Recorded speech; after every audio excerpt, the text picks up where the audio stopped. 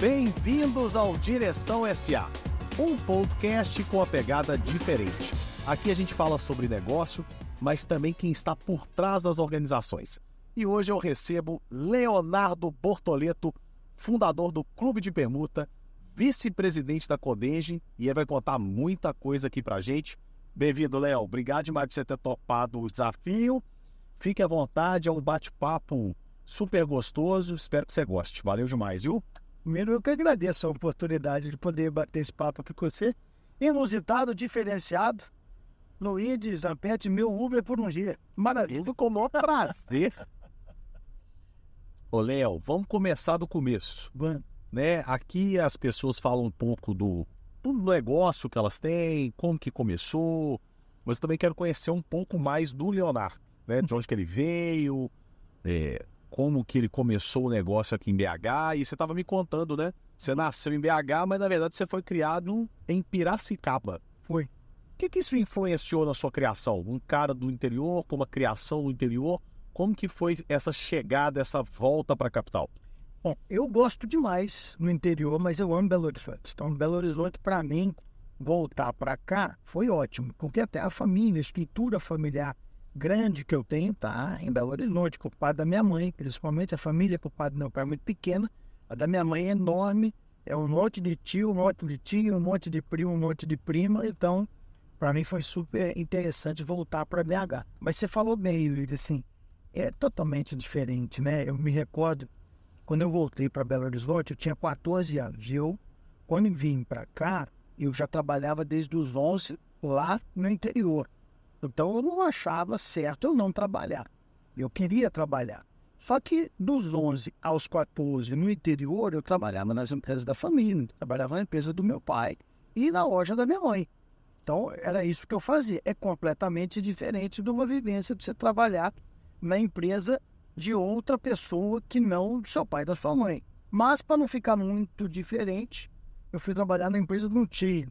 Cheguei aqui em Belo Horizonte, meu primeiro cargo aqui em Belo Horizonte, minha primeira função foi ser office boy.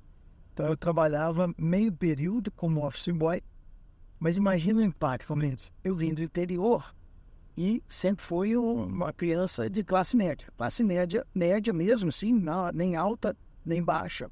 Mas eu nunca tinha andado de ônibus para trabalhar.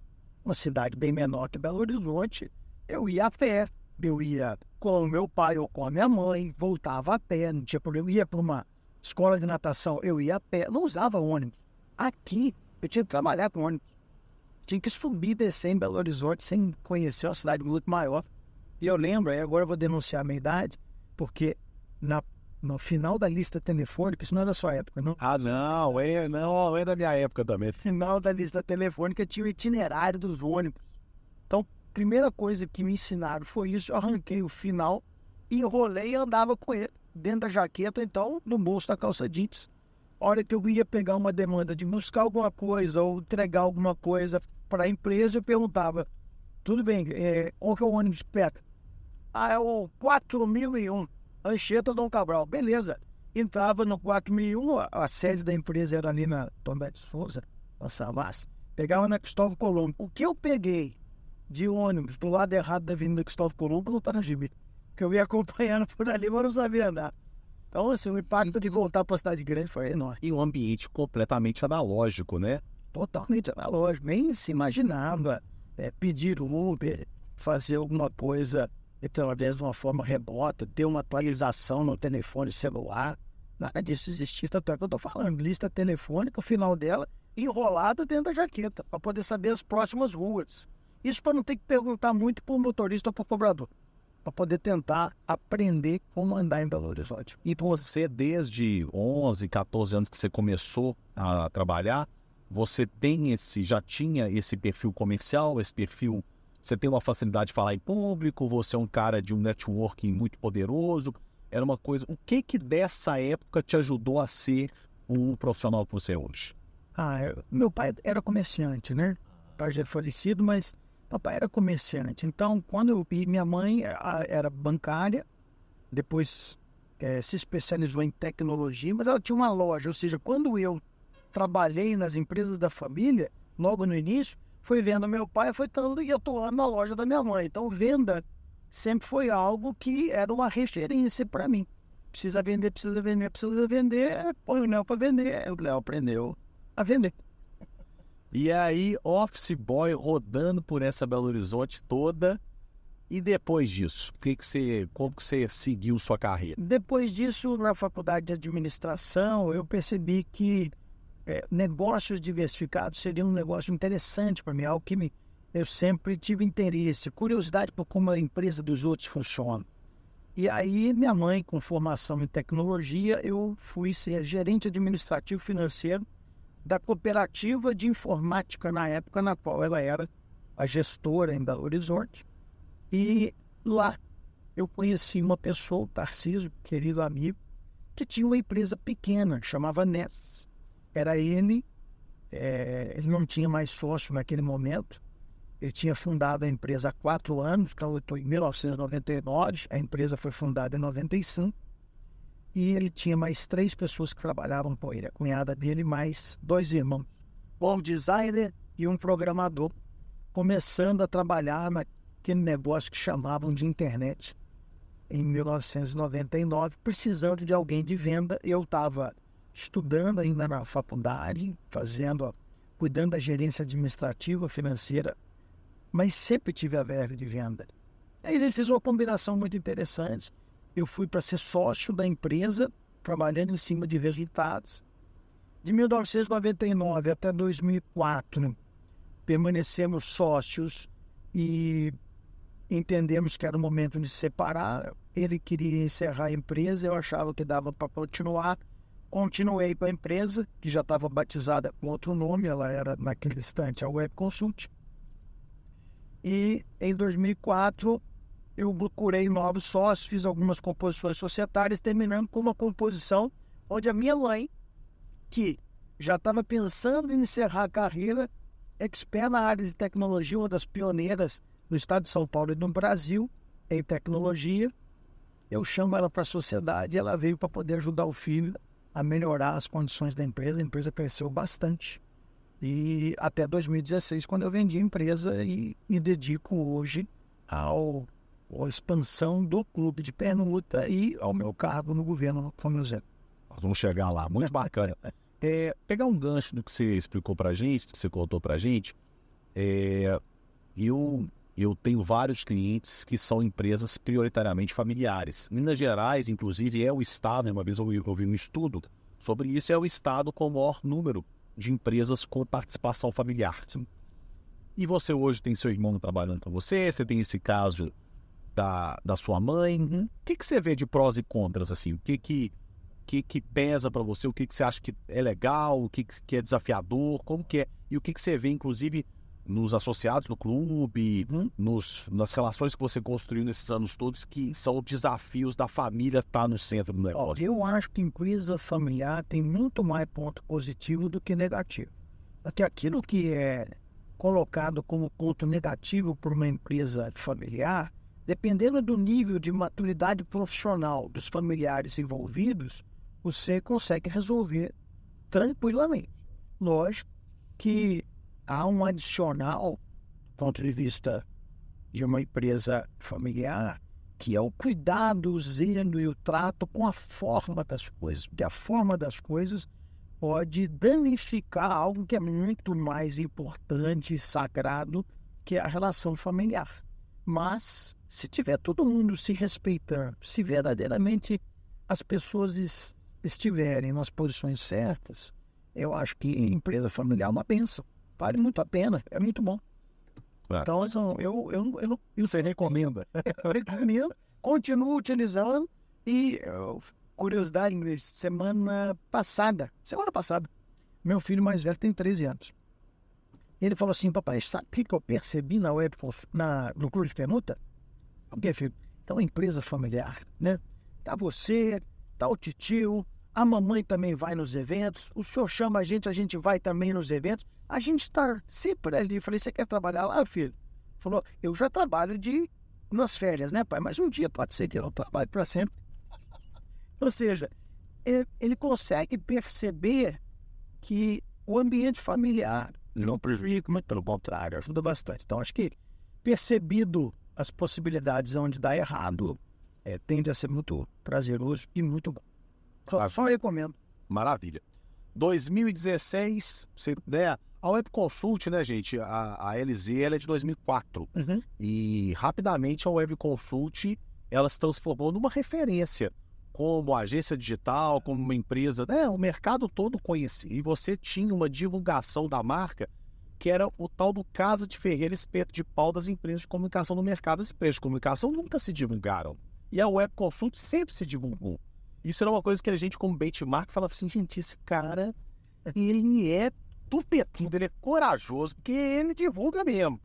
E rapidamente, fábrica de software, agência digital, na época eu não me lembro exatamente o posicionamento, mas eu sei que você tinha diversos produtos. A gente foi se mudando, né? E se alterando justamente por conta de como o mercado mudou, né? Hoje a gente fala de internet, as pessoas que não pegaram o nascedor da internet podem até não entender e compreender o que eu estou falando, mas quando em 1999 eu entro para uma empresa que já tem 4 anos de vivência, só para ficar claro, começamos a internet em janeiro de 95.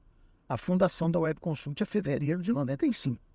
Então, em 99, para poder sintetizar o que eu fazia, eu vendia um folder eletrônico. Eu tinha que explicar para a pessoa, depois de dar muita explicação técnica, puxar o folder de papel dela e falar assim, tá vendo isso aqui? Isso aqui eu vou botar na tela do computador, independentemente do lugar onde o cara estiver, ele vai conseguir ver. Aí ele perguntava para mim assim, para que eu vou fazer isso, Léo? Eu falei, porque o seu concorrente vai fazer. Vou sair daqui e vou para ele. É assim, basicamente o movimento foi quase que por medo. Não era uma necessidade. Hoje é uma necessidade. Hoje é algo que não dá para a gente imaginar viver sem. Mas não era assim. Claro. Né? Então, a Web Consult, você fala sobre o posicionamento e o tanto que ela aparecia. Isso foi algo que catapultou a Web Consult para a posição que ela chegou, mas também foi um grande vilão para a gente. E aí eu explico por quê. Porque a Web Consult, ela vinha sofrendo ao final dela de um mal que muita gente acha que quer viver esse problema que eu vou falar. Eu vendia muito. Só que eu vendia muito e eu tinha uma alta exposição de publicidade porque eu atendia muitos clientes da área de comunicação e fazia permuta bilateral. Essa alta exposição que você menciona, ela é uma estratégia da Web Consult da época para poder ter dinheiro para poder fazer publicidade, porque custava muito mais barato eu fazer a permuta do que eu ganhar o dinheiro para depois converter isso num investimento para a companhia. Só que eu fiz muito. Em cima desse muito, eu tive o efeito positivo da mídia que me dava novos clientes, mas eu não conseguia usar toda a mídia que eu tinha. Você fala assim, olha, mas sua exposição como Web Consult era louvável e grande, e eu não conseguia gastar tudo. Imagina se eu gastasse tudo. Aí que você não ia entregar. Meu Deus do céu. Então, eu tinha muito dinheiro para receber em permuta, então eu não tinha liquidez. Veja, eu tinha muito contrato, muita receita, um balanço maravilhoso, um resultado ótimo, mas eu não tinha liquidez, porque em vez de receber em dinheiro, eu recebia em permuta e não conseguia usar tudo. E aí eu falo isso, e disse, tem gente que acredita, tem gente que não, mas é verdade. Então eu já repeti isso na televisão, no rádio, no podcast, agora no Direção SA. Eu tive um sonho que eu tenho convicção que foi Deus que me deu. No sonho, eu via uma plataforma funcionando na internet, uns eventos acontecendo e toda uma lógica de funcionamento e entrelaçamento dessas oportunidades. Como eu era o responsável na Web Consult por traduzir o desejo do cliente para a fábrica de software, eu peguei esse sonho, chamei a equipe de tecnologia, que era capitaneada à época pela minha mãe, e apresentei a ideia. Minha mãe veio do Banco do Brasil, BCN, ela falou assim, olha, esse desenvolvimento que você está falando, que o cliente está pedindo, não tinha dito que era eu, o cliente está pedindo, é como se fosse um banco, um sistema de compensação, é um pouco mais complexo, tem outras camadas aí, mas é perfeitamente possível de ser elaborado. Com uma equipe dedicada exclusiva nos moldes que eu tinha na Web Consult, em 4 meses, aproximadamente, a gente desenvolve. Eu falei, então vamos fazer, porque o projeto é meu. Nós vamos desenvolver como um cliente aqui dentro da Web Consult, mas é um projeto meu, e com esse projeto a gente vai conseguir, inclusive, pegar as nossas permutas, colocar à disposição e transformá-la em outros produtos e serviços mais diversificados que a gente consiga usar, que é o cerne do clube de permuta. Um ambiente de relacionamento entre empresários e empresárias que trocam entre si produtos e serviços, só que de maneira multilateral e não bilateral como eu fazia. Então eu podia pegar tudo aquilo que a Web Consult tinha, que era muito para a Web Consult, mas era importante para alguém. Entregava para alguém e trocava. Eu cheguei a ter, Luiz, na Web Consult, 51% do faturamento da Web Consult em permuta. 51%. Por quê? Porque eu melhorei muito a qualidade da permuta. Eu passei a faturar em permuta, mas receber bens e serviços que eram importantes para mim. Eu tinha secretária terceirizada em permuta, eu tinha meu data center em permuta, agência de publicidade, advogado, contabilidade, o aluguel da sala, da casa onde a gente estava, várias coisas, uniforme, lanche. Eu fornecia 240 quilos de pão de queijo ano só em reunião minha. Só em reunião nossa dentro da Web Consult. Eram 20 quilos por mês. Tudo em permuta, mas coisas que verdadeiramente foram significativas. Isso era 2012. Alavancamos muito a Web Consult em 2016, quando a gente fez a venda. Muito legal. Eu tenho aprendido no podcast, e aprendido na vida, né? Que às vezes as pessoas conectam muito inovação à disrupção. Né? Tem que ser uma coisa completamente nova, algo que não existia. E a permuta, o escambo, é algo milenar, né? Aquele direto, né? Trocava-se o vegetal pelo trigo, a carne. Exatamente. E você me falou que já existiam. Quando você pensou, e esse sonho te impactou e você conseguiu desdobrar isso para fazer crescer, né? Criar um clube de permuta, você falou, não, já existia. Inclusive eu mapeei, tinham lá 2 ou 3 empresas, etc. Tinha empresas fora. O que faz o clube de permuta ser hoje a grande referência nacional do mercado de permuta? Qual é essa inovação que talvez o seu concorrente não conseguiu? E eu, mais uma vez, eu não falo de disrupção, né? Eu falo de o que foi o pulo no gato para realmente o clube de permuta ser o que ele é hoje em relativamente pouco tempo. A gente está falando de 12 anos. Não é uma empresa de 50 anos, claro, de 12 anos. Claro. Eu falo sempre que eu não posso esquecer a Gênese para poder explicar o presente e principalmente para projetar o meu futuro. A gente é o que é porque Deus é muito bom e o sonho foi de Deus. Porque é inexplicável do ponto de vista matemático, do ponto de vista meramente humano e lógico, contar faseadamente tudo que o clube de permuta viveu nesses 12 anos para a gente poder estar onde a gente está.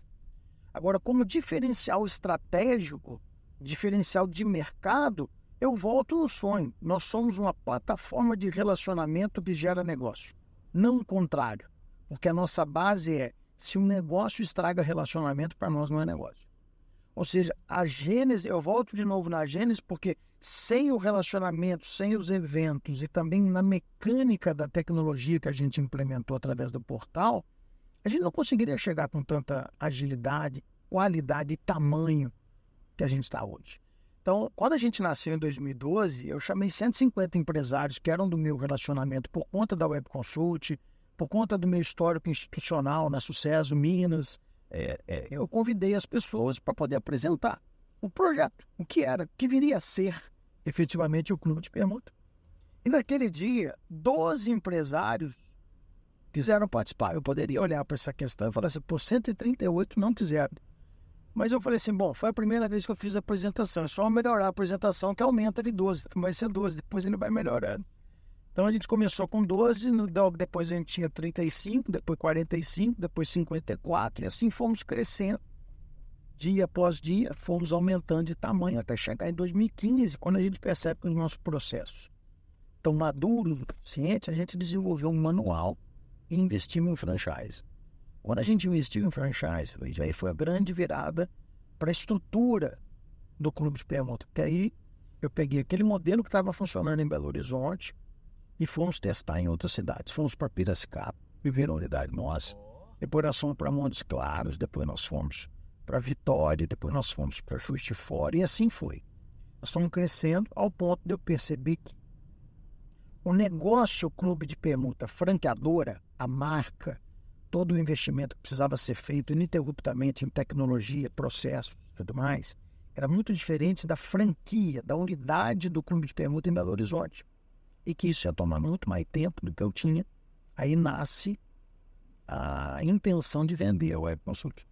Então a gente começou a negociação, não foi para vender, a negociação nossa foi para fazer uma fusão com a grande agência de comunicação offline, porque, como você bem colocou, a Web Consult tinha um excelente posicionamento no digital, tinha muito atestado técnico bom para poder participar de processos licitatórios, para poder participar de concorrências grandes, porque isso são referências, né, que as pessoas, quem não entende aqui, se você não tem um atestado técnico dito por outro que você tem a capacidade de fazer, é você falando de você mesmo. Atestado técnico é quem comprou de você falando que você sabe fazer. Então, isso tem muito peso, autoridade e valor. E aí a gente começou a estudar a fusão, porque a gente entendia que o mercado off e on ele ia ficar junto. Estou voltando aí em 2015, né? E aí, depois de 9 meses de negociação, eu me lembro como se fosse hoje. Eu estava num culto de quarta-feira na minha igreja, e terminando o culto, eu estava conversando ali na sala pastoral com o meu pastor, comentando várias outras coisas. Eu falei assim, olha, nós estamos para finalizar a negociação da fusão da Web Consult com outra empresa. Aí ele falou assim, Léo, mas será que ao invés de juntar, ele não compra a Web Consult para você poder ficar mais liberado ainda? Porque a minha intenção, Lídia, era simples, eu faria a fusão e iria para o conselho de administração. Então eu teria um pouco mais de tempo, sim, para poder dedicar ao outro projeto, mas eu entendia que aquela composição era uma simbiose muito difícil, é o que você falou, a Web Consult, o Léo, então assim, eu brinco que o Léo da Web Consult era quase que um sobrenome. Então eu não conseguia me ver desassociado uma coisa da outra, às vezes até uma falta de percepção de que Deus abençoa a gente no lugar onde a gente estiver, né? Não é aquela coisa que nos abençoa, né? Não é a empresa que nos abençoa, é Deus que abençoa. Então, eu cheguei e liguei. Ele falou, na mesma hora, na sala pastoral, peguei o celular, liguei para o dono da agência, falei assim, olha, fulano, eu estou querendo saber do seu seguinte, faz sentido, ao invés da gente juntar, você me comprar? Deu aqueles 2 segundos mórbidos, né, de silêncio. E ele falou assim, faz. Então amanhã, 10h30, eu estou na agência, para a gente poder conversar. A reunião demorou 15 minutos. Em 15 minutos eu vendi a empresa, porque a gente já vinha conversando de muito tempo. Ele estava com receio de falar quanto que ele pagaria pela empresa. Eu falei que ele já sabia. Eu escrevi o valor num pedaço de guardanapo, dobrei, botei um pão de queijo em cima e falei o seguinte, ó, o valor está escrito aqui. Então, pode falar o valor que você quiser. Se tiver maior o valor que você está falando, você vai pagar só, que está escrito aqui no guardanapo. Aí ele falou um valor, o valor era um pouco menor do que estava no guardanapo. Acabou ficando o valor do guardanapo. Fechamos o negócio naquele dia, vendi a empresa. E aí começou a expansão pesada, realmente, do clube de permuta. E aí a gente começou a desbravar outros estados, a expandir verdadeiramente. Aí na linha do tempo, o clube de permuta começa em 2012, em 2016 eu vendo, em 2015 começam as franquias, em 2016 eu vendo a Web Consult, a expansão aumenta, em 2019 a gente se torna o maior do Brasil. Em 2020, 2021, pandemia, a gente passou muito bem pela pandemia, nos tornamos o maior da América Latina. Então já somos a maior plataforma da América Latina, desde 2000. Só um adendo aqui, você lembra aqui desse 800? Opa, que se lembro. Rua Tomé de Souza, 810. Há muito tempo atrás. Em oficina. 31 anos atrás. Rapaz. 8º andar. 8º plan. Orplan. E conta uma história pro pessoal que eu achei muito curiosa, gente. Olha que interessante. A gente tá passando aqui, o Léo contou que foi office boy com 14 anos e foi nesse endereço. Ele me falou o endereço, eu memorizei e vim passar aqui de carro para ele relembrar. E aí ele me contou um caso que é muito bom, né? O que aconteceu depois? Essa empresa, que foi a primeira empresa que eu trabalhei aqui em Belo Horizonte, onde eu era office boy, hoje ela é associada do Clube de Permuta em Belo Horizonte, faz grandes operações lá conosco. A sede dela, inclusive, que não é mais aqui, é no centro da cidade, é alugada em permuta através do Clube de Permuta. Ele é meu cliente. Olha como que o mundo dá voltas, que coisa louca, né? Eu acredito muito, né? Tem Já vi que você é um cara muito espiritualizado, inclusive quero falar sobre isso daqui a pouco. Tem pessoas que vão falar que é Deus, tem pessoas que vão falar que é energia, né? Respeito a crença de cada um, mas tem coisas que elas não tem como explicar, né? E aí uma coisa dessa, assim, como que acontece, né? A Elisângela começou na Alameda do Ingá, no Vale do Sereno, em 2004. E aí eu fiquei lá um tempo, etc, fomos crescendo, Aí a gente falou, não, nós queremos agora uma coisa mais profissional. A gente ficou 14 anos em casas. Eu comecei em salas, depois eu fiquei 7 anos numa casa, 7 anos em outra casa. Falei, não, agora eu quero um andar, eu quero uma coisa mais corporativa, que dê esse posicionamento mais profissional. E aí eu volto, o escritório hoje é na Alameda do Ingá de novo, onde eu comecei, cara, tem quantas mil ruas em Belo Horizonte, Nova. Como que eu volto para o mesmo lugar que eu comecei? É muito louco, né? Então, assim, não é apenas coincidência, né? São N questões. Essa história é maravilhosa da Orplan, muito bacana. Então, fazendo a linha do tempo aqui rapidinho, que eu acho que é interessante, o Clube de Permuta nasce em 2012, 2015, a gente começa a expansão do franchise. Em 2016 eu vendo a empresa de tecnologia, que é a Web Consult. Em 2019, a gente se torna o maior do Brasil. Passa a pandemia, a gente passa bem em 2021. Somos o maior da América Latina. Em 2022, a gente disputa pela primeira vez uma premiação, a mais importante do franchising do Brasil, que é a do selo de excelência de franchise. O selo é um referendo. A primeira vez que a gente disputou foi em 2022. E a gente venceu. Em 2023, o bicampeonato. Sexta-feira que vem, nós vamos lá, porque em 2024 nós ganhamos pela terceira vez consecutiva o selo de excelência do franchise. Tricampeões. E hoje o Clube de Permuta já não está mais só no Brasil. A gente tem uma unidade em Bogotá, na Colômbia, outra unidade em Lisboa, Portugal. Estamos fortemente preparados para a expansão internacional, que inclusive é onde há uma dedicação estratégica minha hoje na companhia, que é isso que eu estou fazendo, porque eu também divido meu tempo junto da presidência da CODENGE, a Companhia de Desenvolvimento do Estado aqui de Minas Gerais, no governo Romeu Zema. Vamos chegar lá também. Quero pegar 2 ganchos de fala sua. Conta para mim essa questão, como que foi essa experiência de venda de empresa, inicialmente, e como que você vê algumas empresas que são empresas potenciais franqueadoras, mas que às vezes nem estão pensando numa grande expansão, mas com o objetivo muito mais de organizar a casa. O momento de venda da Web Consult é muito diferente do momento de expansão em franchise do Clube de Permuta. Não só por serem 2 empresas diferentes, mas porque a maturidade minha como profissional na época da venda da Web Consult é muito diferente, mesmo que num pequeno espaço de tempo, ou seja, nós estamos falando de 3 anos fortes de entendimento de que valeria a pena vender a empresa e, ao mesmo tempo, da necessidade de investir naquele negócio que tinha um potencial de ser replicado. Mas o potencial ser replicado sem a organização seria impossível.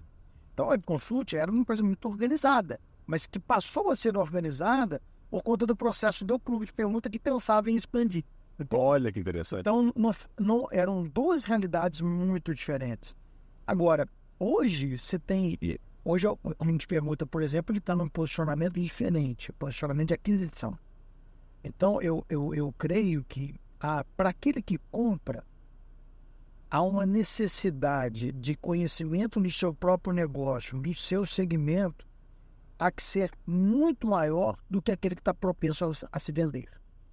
Então, isso tem muito a ver com a carreira mesmo. A gente vai melhorando, a gente vai entendendo. Eu acho que tem pouca gente que para pensar no seu negócio. Ou seja, ela está ali na roda dos ratos, olhando para a operação, trabalhando na operação, fazendo do mês para poder apurar o lucro. Temos que entender também, Luiz, que os empreendedores, nós, empreendedores brasileiros, nós somos empreendedores por necessidade, não por vocação. Então, isso também faz com que a nossa qualificação técnica como empreendedores, ela não seja alta. Ela acaba tendo que acontecer por vivência, a experiência vai se acumulando, você deixa de fazer o errado porque fez algumas vezes e vai tentando acertar para dar certo. Então, Claro. esse é o objetivo do empreendedor, dar certo no final. Mas, quando você tem uma camada de gestão, você tem uma camada de conhecimento, você junta nisso uma experiência, mais um processo que pode ser replicável, um produto que pode ser replicável, porque desenvolver um processo, poxa, aí você tem um produtaço na mão. Mas você só vai enxergar isso quando você sair da operação. E quando você prestar atenção no negócio como um todo e ver que ele se encaixa, às vezes, em outra cidade, que ele se encaixa em outro bairro. Então, se o seu negócio, você consegue fazer a mesma coisa que ele, em outro lugar, e você domina o processo para que isso aconteça sem a sua presença, seu produto é franqueável. Você tem uma longa jornada para poder preparar e oferecer isso para o mercado. Mas você tem um indício claro de que você pode replicar o seu negócio. E o que é mais importante, eu acho, no franchise, é que aquela pessoa que quer começar e vai comprar uma franquia, ela encontra num franqueador sério um apoio real. Porque aí é de dono para dono, é de empreendedor para empreendedor, batendo a real e falando para o cara o que ele precisa fazer para dar certo, porque ele já sabe o que tem que fazer para dar certo naquele segmento, com aquele produto, com aquele serviço. O que ele fez? Franqueadoras de verdade passaram por um processo de maturação do negócio ao ponto de dizer para os outros que sabe fazer o que tem que fazer. E isso é um ganho para quem está começando muito grande. E aí eu queria saber de você. Primeiro eu vou perguntar da permuta, depois eu vou entrar no franchise. Tá. A gente falou várias coisas muito positivas da permuta, né? Como que é possível você realmente ter uma série de benefícios comprando, usando a modalidade de permuta no seu negócio. Mas existe ainda um preconceito em relação à permuta? Existe é preconceito? É um desconhecimento? O que acontece? O cara está me propondo em permuta, eu vou cobrar mais caro. Como que funciona isso, na sua visão? É um preconceito da permuta e um desconhecimento da permuta multilateral. Então, são as duas coisas. O preconceito da permuta é porque, em muitos dos casos, e principalmente o caso número 1 de permuta no Brasil, foi muito ruim. Tem que lembrar que a turma veio para cá, levou ouro para o Brasil e deixou espelhinho e miçanga.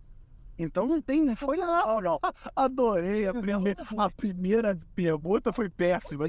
Então, assim, essa raiz maligna estava ali e ela sempre floresce.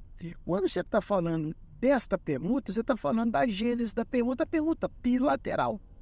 A permuta que um precisa do outro, o outro precisa de um, eles vão lá e trocam. Pronto. Tem hora que vai ser bom para um, tem hora que vai ser bom para o outro, tem hora que vai ser bom para os dois, tem hora que vai ser ruim para os dois. Agora, a permuta multilateral, que aí é onde vem o desconhecimento, não tem preconceito, tem desconhecimento, porque é uma variação da permuta, é algo que nasce muitos anos depois. Depois, porque você precisa de ter uma unidade de valor que permeie isso aqui tudo. Se você não tiver uma unidade de valor, você não consegue fazer troca, porque ela é multilateral, ou seja, eu compro de você, você compra de outro. Esse outro vem e compra de mim. Mas nós não estamos participando os três ao mesmo tempo dessa negociação. E a permuta multilateral, ela destroça alguns desvios que possivelmente poderiam acontecer na permuta convencional, que é onde tem o preconceito. Porque a permuta nada mais é do que uma unidade de valor, é uma maneira de você fazer negócio. É um sistema de pagamento. Você não muda nada no seu dia a dia. Então, se o seu produto é bom em dinheiro, ele é bom em permuta. Se o produto vende em dinheiro, ele vende em permuta. Se você é um bom comprador em dinheiro, você é um bom comprador em permuta. Você só mudou a unidade de valor. Claro. E isso só é possível na permuta multilateral, não na bilateral. Perfeito. Respondeu super bem. O que você enxerga assim em relação à permuta, que são, e aí óbvio, né, ao clube de permuta, que são benefícios realmente matadores? O cara, você tem que realmente participar, você tem que ter a sua opção de modelo de negócio, de formato de contrato, de proposta, porque, cara, dificilmente você consegue isso com dinheiro, com cartão, com outras formas, né, de pagamento, entre aspas. Vamos lá. No clube de permuta, você conhece muita gente boa porque o relacionamento é de altíssima qualidade. Isso aí é inegável, porque ali você está apresentando dono para dono, dono para dona, dona para dono, é isso. A outra questão é que você faz muito mais negócio. E a terceira, você paga muito mais barato. Então, se você quer ter 3 indicadores, é muito relacionamento, você consegue fazer muito mais negócio e paga mais barato. Por quê? Vamos lá. Primeiro porque o clube de permuta prima pelo relacionamento. Voltando lá no sonho, os eventos, nós estamos operando agora, essa semana a gente vai fazer o nosso evento de número 3.500 indo esse ano. Então, é disso que a gente vive, de fazer as pessoas se encontrarem, gente de altíssimo nível, para se relacionarem, para intensificar o seu relacionamento. Você faz muito mais negócio por um simples motivo. Quando você conhece as pessoas, você conhece mais dos negócios dela. Quando você conhece mais do negócio dela, você começa a ver a aplicabilidade daquele negócio no seu. Então você deseja mais. Eu não tenho tempo de parar na frente da televisão ou do meu Instagram, ficar vendo um tanto de propaganda, mas eu sento no almoço com 20 empresários diferentes. Nós estamos falando sobre negócio, para que ele explica do dele, eu presto um pouco mais de atenção. Aquela explicação de qualidade gera o meu interesse, eu faço mais negócio. Não só eu compro mais, como eu vendo mais. Compra mais barato, Luigi, por uma questão muito simples. Se eu compro o que eu preciso, pagando com o que eu tenho, isso me custou muito menos. Então, se custou, porque tudo que eu vendo com lucro, certo? Se eu não vendo com lucro, eu sou um tapado. Eu não estou sabendo fazer conta. Se eu estou fazendo o valor de venda meu certo e eu pago com o meu valor de venda, eu estou comprando muito mais barato. Então, é nitidamente uma relação ganha-ganha para todo mundo. Porque o clube de permuta, ele prima por regras de mercado, conduta, porque como a gente trata de relacionamento, a gente quer que esse relacionamento seja saudável. E por relacionamento ser saudável, não pode ter alguém querendo enganar os outros. Claro. Quem está querendo enganar os outros não precisa ficar com a gente, pode ir embora. Não tem necessidade nenhuma de ficar. Hoje nós somos mais de 1.700 empresas em 20 cidades aqui no Brasil, mais Bogotá e mais Lisboa. Então não faz sentido nenhum. Com a quantidade de CNPJ que tem aqui no Brasil, eu só tenho 1.700. Então a gente pode trocar. É só tirar quem é ruim, bota quem quer dono e vamos ficando aqui, tá ótimo. Muito bem. Estamos aqui na Raja, você certamente é o caminho que você faz mais da sua vida, né? Sem dúvida. Né? Sem dúvida. E nós vamos chegar no porcão ali, mas antes do porcão, onde você me falou que estava pertinho do porcão, que você era um escritório seu? A penúltima sede onde a gente ficou mais tempo, inclusive eu estava aqui quando os aviões bateram no World Trade Center. Estava aqui na sede da Webconsult, estava chegando aqui, estava mais ou menos por aqui, eu recebi o aviso, olhei, e aí estava chegando ali, falta um quarteirãozinho quase em frente aqui, o Buffet Catarina, que também é associado nosso no clube de permuta, era aqui, na Avenida Rádio Arabalha 3077. 3077. Terceiro andar inteiro ali era a Webconsult. Que é passar ali em frente. Maravilha. Boas recordações, né? Eu gosto dessas coisas. A gente vai voltando aqui e acaba lembrando alguns momentos legais, né? Que a gente passou naquele determinado endereço. Acho tão legal. Tá ali, é sério. Onde hoje está em Emílio. Ah, então era aqui, ó. Exatamente. Aqui e 77. Maravilha. Do lado do 79 que eu sempre sei. Que bacana. No terceiro andar ali, Emílio. Terceiro andar. Muitos e muitos anos aqui vendo a vista do lado de lá da cidade. E aí você ia a pé, né, pro porcão, né? Quantos almoços você faz no porcão por ano? Por eventos, né? Eu faço em torno de 170, 180. Gente, que É muito porcão. Aqui eu brinco com o Nando, que é o dono do porcão, querido amigo também, que está conosco desde quando a gente começou. Ele fala assim: Léo, aqui é sua segunda casa, acho que você vem aqui mais do que eu.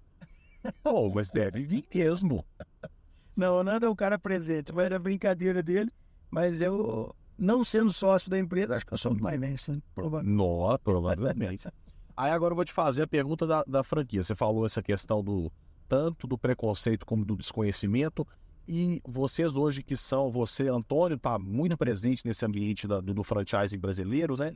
Também tem esse mesmo preconceito, mesmo desconhecimento com o franqueador, franquia, esse negócio, esse cara ele não está querendo cuidar da operação, está indo passar essa operação. Aí eu já acho que não é preconceito, aí eu já acho que é desconhecimento. Porque quando a gente fala de franquia, muitas das vezes, quando a pessoa nunca parou para olhar, é lógico que a franquia está cada vez mais difundida, é cada vez mais uma porta de entrada, não só da primeira negociação, do primeiro empreendimento das pessoas, mas daquele que quer usar um dinheiro certo, daquele que tem uma preocupação com o retorno desse investimento, porque a incidência de quebra de empresas no formato de franchise é muito menor do que a iniciativa isolada do empreendedor. Então, cada vez mais a gente tem conhecimento sobre isso, mas ainda falta muita gente saber. Quando a pessoa que não estuda franchise pensa em franquia, ela lembra normalmente das grandes redes de franquias de alimentação. Se você vai hoje em um shopping center, você chega ali na praça de alimentação, quase todas as marcas que você vai ver ali são franquias. Mas tem muito mais do que isso, né? Nenhum demérito às praças de alimentação. Só dizendo que franquia é muito mais do que isso.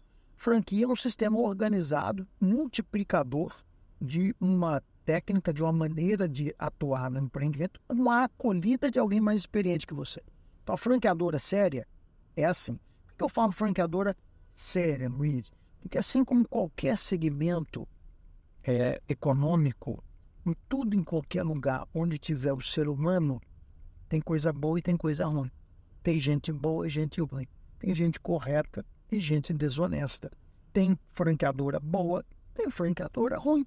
Então tem gente que usa, às vezes, dessa casca do franchising para poder ocultar golpe, inclusive. Então, dentro dessa lógica, o que você tem que fazer, na minha opinião, é saber com quem você está conversando. Claro. Saber com que tipo de empresa que você está lidando, qual que é a referência dela. Por isso que a gente fica muito orgulhoso de dizer que por 3 anos seguidos a gente venceu o selo de excelência de franchise, que é a premiação da Associação Brasileira de Franchise, a ABF, que é a associação que verdadeiramente abarca os grandes players, sérios players de franchise do Brasil, porque isso é um selo verdadeiramente de que a gente trabalha direito. Então, assim, uma coisa que é, para mim, um divisor de águas. Você vai comprar uma franquia, pergunta se ele concorre ao selo de excelência. E que colocação que ele ficou, se ele algum dia ganhou o selo, qual é a avaliação que os franqueados fazem daquela marca. Ou seja, você vai conversar com um cara onde você vai estar na mesma pele que ele daqui a pouco, né? Então você vai comprar uma loja, vamos supor, falando aqui de uma grande rede de franchise mineira e muito bem estabelecida, a Depiu Action. Você vai comprar uma Depiu Action? Tudo bem, conversa com a franqueadora, veja todos os detalhes, aí liga para o franqueado, passa numa loja da Depiu, fala assim, eu queria falar com o dono, com a dona, bate um papo, pergunta se dá lucro, se ela está satisfeita, se o clima é bom, se as campanhas são boas. Depois que você tiver certo, aí você vai lá, pega, junta seu dinheiro e compra. Você tende a trabalhando direito, ter o mesmo resultado de quem está bem. Muito legal, Léo. Leonardo Bortoleto, quero conhecer um pouco mais da PF, pessoa física. Já entendi, né? Percebi pelos seus comentários que você é cristão, Sim. que você tem uma conexão muito forte com Deus, com a religiosidade, imagino eu. O que você gosta de fazer? Me conta um pouco mais de você. Você é casado, tem 2 filhos? 2 filhos. Me conta um pouco mais, para as pessoas te conhecerem um pouco mais. Fala o jeito que eu me apresento quando eu vou dar palestra. Ah, é? Isso. Eu sou Leonardo Bortoleto, cristão, casado com a Carolina, pai de Samuel e do Davi. Oh, que bacana. Isso nunca vai mudar. O que pode vir a mudar é o cargo onde eu estou, a situação que eu estou. Estou com dinheiro, sem dinheiro, isso aí é tudo momento da situação, mas isso aí são estruturas imexíveis de apresentação minha, porque eu escolho não querer mudar essas coisas. Eu falo que livre é o cara que verdadeiramente tem um tanto de escolha para fazer e escolhe todo dia a mesma coisa. Eu escolhi ter relacionamento com Deus, eu escolhi casar com a Carolina, eu escolhi ser pai presente no dia a dia do Samuel Dada. Então, baseado nisso, Luiz, independentemente assim de como anda a agenda, e às vezes é sim um pouco difícil de fazer isso funcionar, mas eu sou muito exigente comigo mesmo com isso, é priorizar aquilo que é importante. Importante para mim é essa escala. Deus, a minha família, depois vem o resto. E o resto está bem mais lá para baixo do que Deus e minha família. Então, seria incoerente com a minha fala se a minha agenda não refletisse isso. Então, assim, eu administro relativamente assim, eu posso dizer por mim, eu acho que eu administro bem a minha agenda. Eu tenho muitas atividades, eu estou posicionado em tomada de decisão em algumas corporações, sou conselheiro de administração em outras também, mas tem algumas coisas para mim que são inflexíveis. Por exemplo, um dia você querer marcar alguma coisa para mim no domingo, não marque porque eu não vou. Eu estarei na igreja e antes disso eu estou em casa. Da mesma forma que eu me esforço muito para todos os dias, 6 horas da manhã, levar meus meninos na escola. Eu, durante muito tempo, quando eles eram menores, inclusive, eu viajava muito. Hoje eu viajo muito pelo governo, mas na minha vida de empreendedor sempre fui muito de viajar. Então, eu fazia muita questão de ir e voltar, porque eu coloco eles na cama todos os dias. Eu oro com eles todos os dias. Sou eu que ponho eles para poder dormir.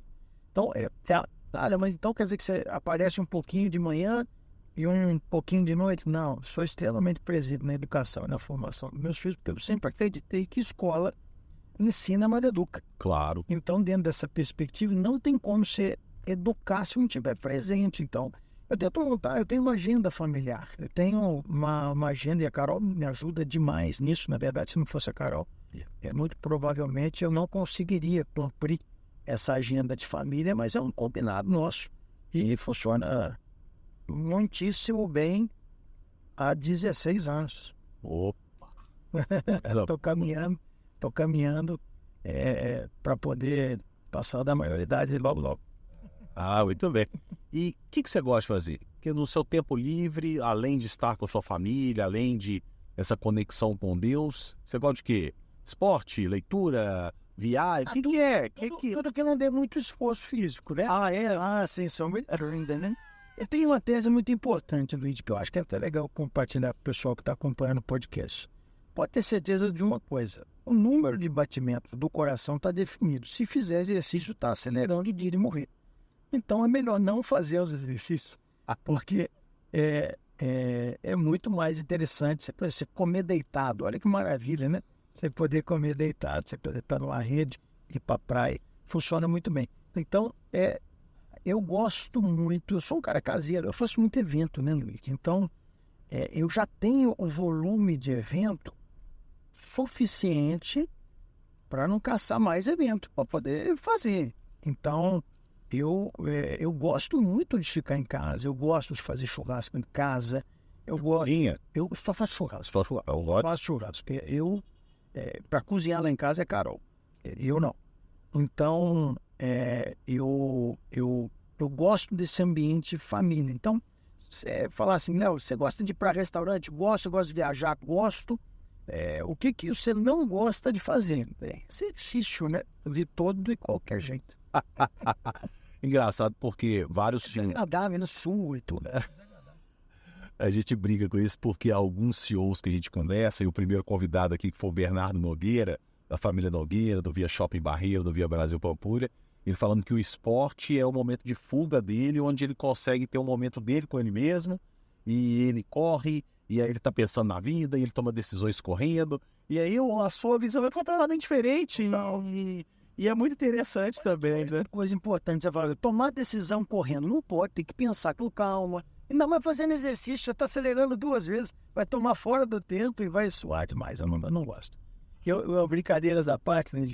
Se quiser começar a perder um negócio comigo, é falar que eu tenho que resolver rápido. Que não quer dizer que eu seja lento para tomar decisão, muito pelo contrário. Mas eu só tomo decisão convencido da decisão que eu tomei. E o negócio que eu não deixo de fazer é orar antes de tomar decisões que são importantes. E aí eu não estou dizendo de grandes decisões, não. Decisões que às vezes elas são pequenas, mas elas são importantes. Porque eu não acredito em grandíssimas decisões que mudam o jogo. Eu acho que isso é uma construção, é uma somatória de pequenas e principalmente de médias decisões. Aquelas que a gente não coloca como, se fosse escrever um livro, a gente não as nominaria. mas é a somatória dessas médias que saem fora daquela do corriqueiro, do dia a dia que a gente faz no automático, mas é que faz a diferença no jogo. Então, eu olhando, por exemplo, para a minha carreira, eu vejo nitidamente decisões que eu tomei, círculos de relacionamento que eu passei a frequentar, ambientes e responsabilidades que eu vim assumindo que transformaram a minha vida, o meu negócio, o meu currículo. Então, assim, você fala assim, então, como é que você conseguiu? Não, senta e vamos fazer um podcast na direção SA. Não é rapidinho, uma bala de prata. Eu não acredito nisso na vida pessoal, não acredito nisso na vida empresarial. De verdade, eu acho que a vida é mais do que um rompante. É uma sequência. Excelente, excelente. Bom, um outro capítulo que não é todo mundo que conhece, mas que é interessante, é a questão pública, digamos assim, né? Você me contou, né? Você começou com uma liderança, entre aspas, política, lá no DA da FOMEC, sendo inovador na carteirinha de estudante, que tinha benefícios diferenciados. Mas essa questão do público, do partidário, do cargo público, isso é uma coisa que te apetece, brilha os olhos. Você foi candidato a vice-prefeito de Belo Horizonte, sem ser na última eleição, na penúltima eleição. Não, foi na última? 2020. Na última eleição, desculpa. E aí? Me conte essa parte da história aí. Pronto, eu acho que a vida pública é algo que em algum momento houve o start, eu não sei nem te dizer se foi no momento da faculdade. Eu acho que foi até antes disso. Porque a questão da representatividade, ela já acontece até antes do diretório acadêmico, quando eu fui representante de turma no segundo grau. Então, eu fui monitor de física. Então, eram posições, vou assim dizer, que representavam uma sala, uma turma, uma situação. O diretório acadêmico foi muito interessante. E ele acaba chegando até o dia da minha candidatura a vice-prefeito, porque naquele período, eu estou falando 99 e 2000, né? Eu entrei na universidade em 97, em 98 eu fui candidato à presidência do diretório acadêmico, ninguém disputou comigo, eu tive 12 votos. Então, assim, ninguém estava querendo, na verdade, por isso que não teve nem voto. Foi alguns amigos que a gente foi lá para poder dar veracidade ao ato de ter concorrido à eleição.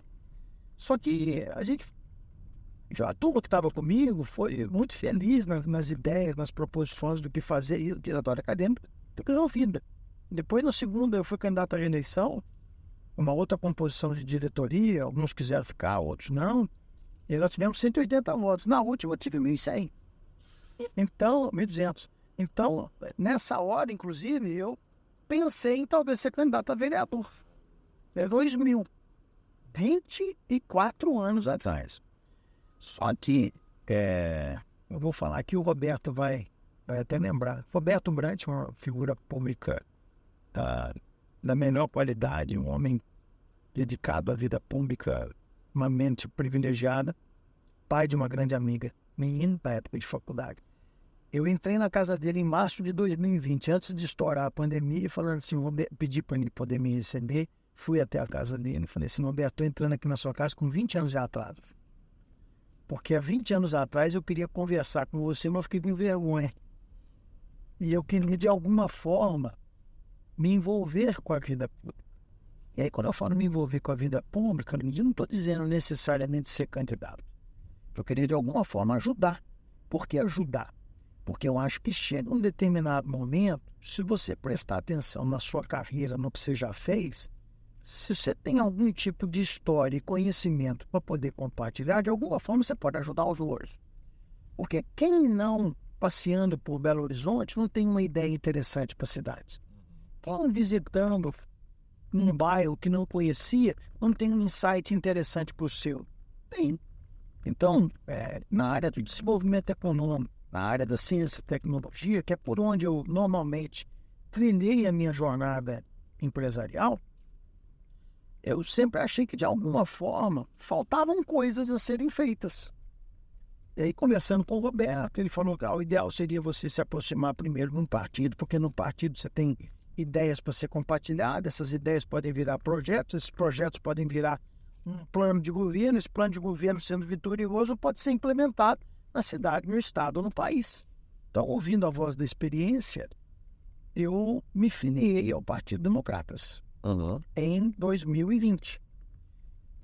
Dentro daquele momento vivido ali, o partido se envolveu na campanha do João Vitor Xavier. E o João Vitor Xavier, que já era conhecido meu de muitos anos, ele me pediu para escrever a ele o plano de governo de desenvolvimento econômico, ciência e tecnologia, que é exatamente o que eu tinha imaginado em colaborar. Claro. Escrevi essa parte, depois disso pediu para coordenar o plano junto com a Micheline. A gente coordenou todas as outras áreas, que obviamente eu não tenho conhecimento, por exemplo, sobre saúde, mas a gente colhia as impressões e fomos montando. O plano de governo ficou muito interessante. E aí, dentro disso, a gente estava procurando alguém de um perfil definido, o perfil se encaixava com o meu, veio o convite do partido, o convite do João Vitor, e eu topei a parada de ser candidato junto com ele na prefeitura de Belo Horizonte. Não vencemos, perdemos.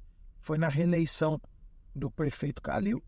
Perdemos a eleição, mas a experiência de se envolver com esse tipo de projeto me deu a clareza, a certeza de que verdadeiramente tem algo para poder contribuir. Então, eu sempre tive à disposição, mesmo antes de estar no partido, ajudando outras pessoas, outros políticos conhecidos, dando ideias, sugestões.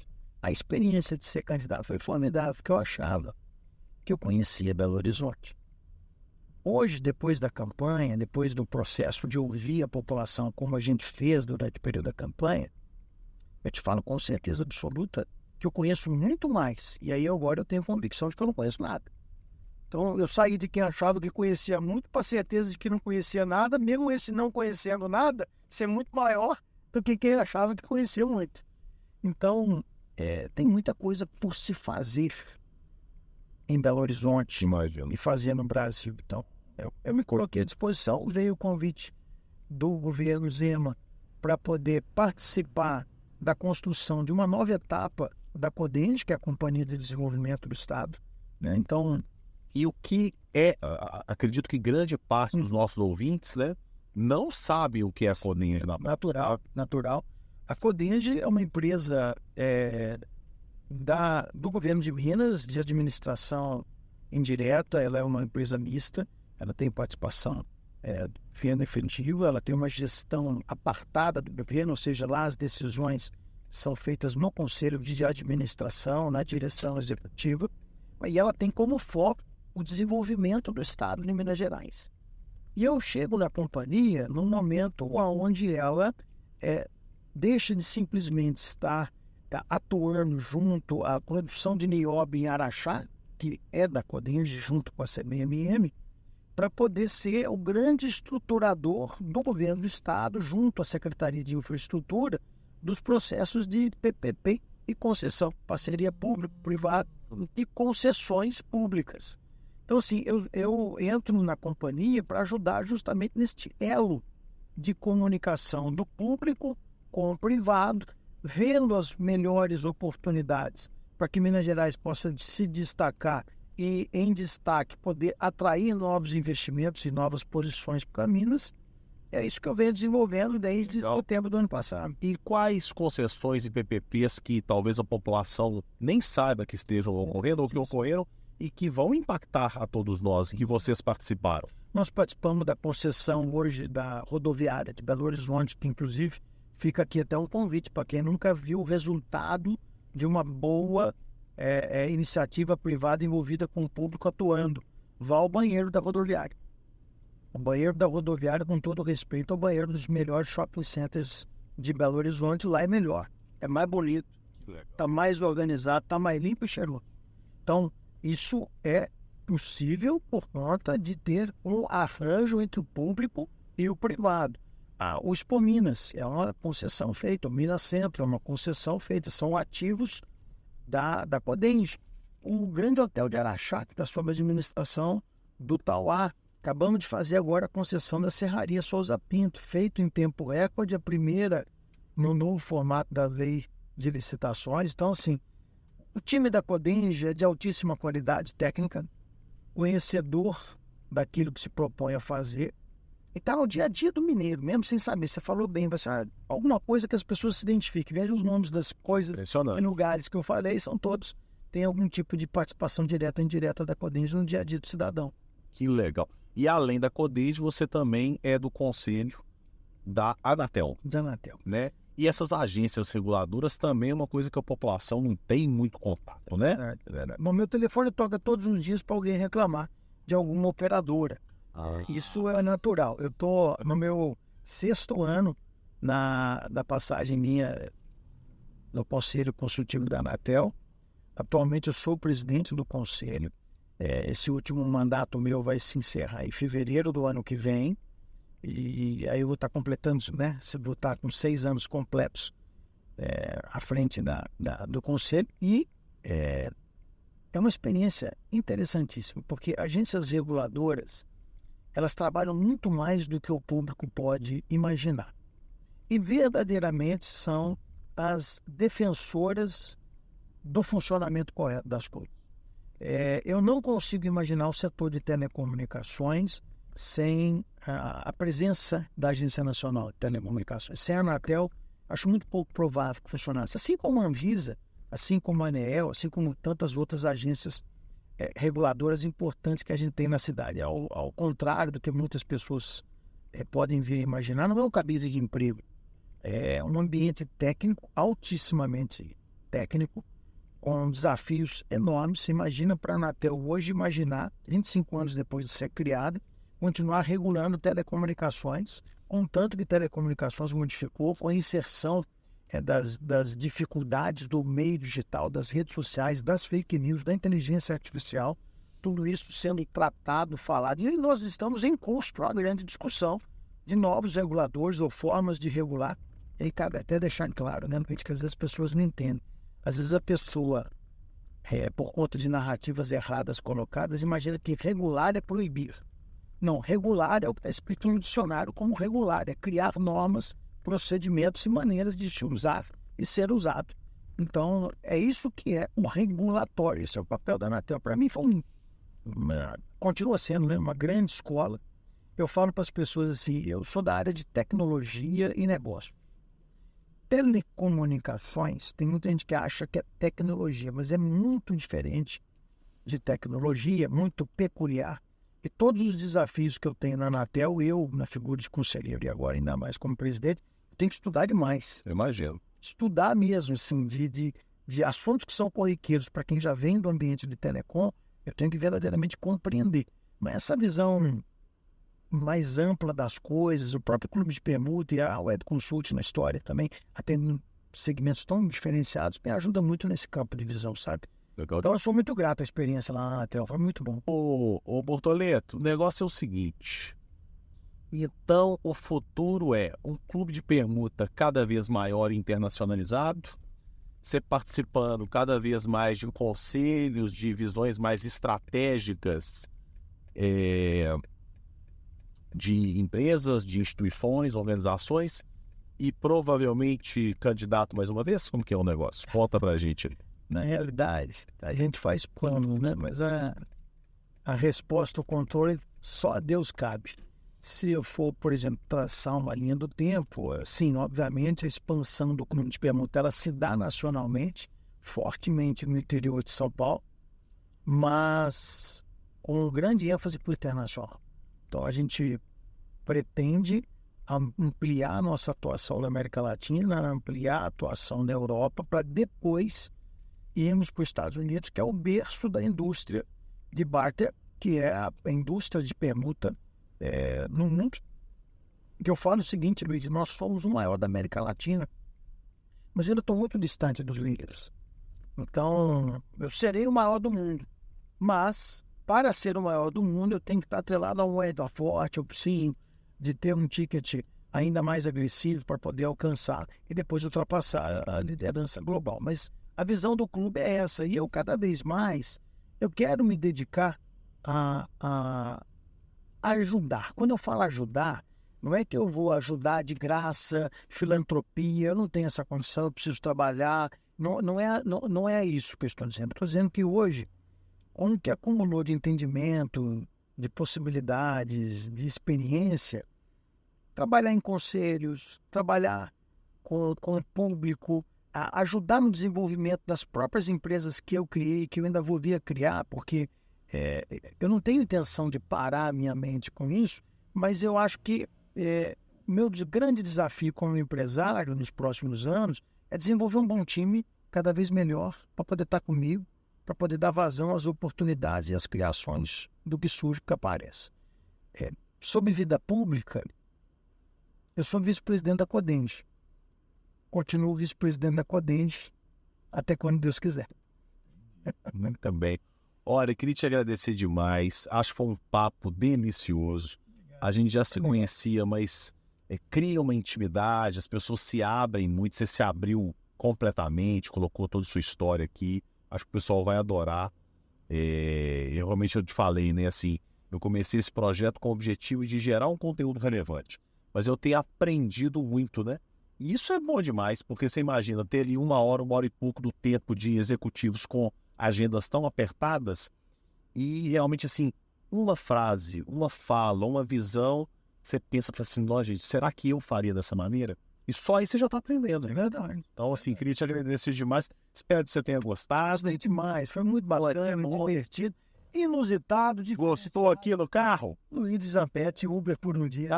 Bacana. Chama aí no Uber, vou me cadastrar. Valeu demais, meu amigo. Obrigado a você. Valeu demais. Foi ótimo.